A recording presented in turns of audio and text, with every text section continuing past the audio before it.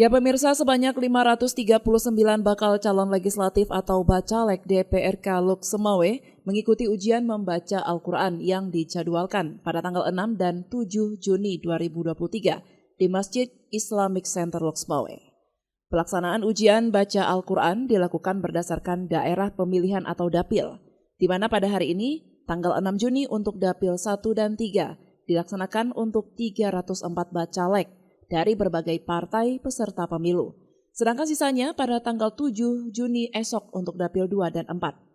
Tim penguji mampu baca Al-Quran untuk Bacalek terdiri dari Majelis Permusyawaratan Ulama atau MPU Lok Semawe, Lembaga Pengembangan Tilawatil Quran atau LPTQ, dan dari Kementerian Agama Lok Semawe.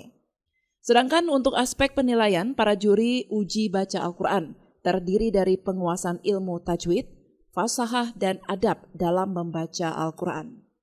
Poin minimal yang harus didapatkan oleh Bacalek yakni 50 poin.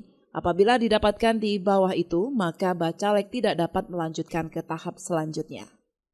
Hal ini disampaikan oleh Ketua Divisi Sosialisasi Pendidikan Pemilih Partisipasi Masyarakat dan Sumber Daya Manusia, KIP Lok Semawe, Mulyadi kepada Puja TV Aceh. Hari ini KIP Kota Lok Semawe menyelenggarakan uji baca Al-Quran dari tanggal 6 Juni sampai tanggal 7 Juni. Untuk tanggal 6 Juni kami akan dan sedang kita langsungkan yaitu untuk Kecamatan Daerah Pemilihan Banda Sakti dan Kecamatan Blangmangat. Untuk penguji uji baca Al-Qurannya berasal dari MPU, LPTQ, dan Kemenak Kota Semawe. Untuk aspek penilaiannya ada 3 aspek yang dinilai oleh tim uji baca Al-Quran, yaitu tentang falsafah, kemudian tajwid, kemudian adab. Jadi minimal nanti masing-masing bacalek ditanyatakan lulus bila misalnya dia memperoleh minimal 50 dari 100% nilai.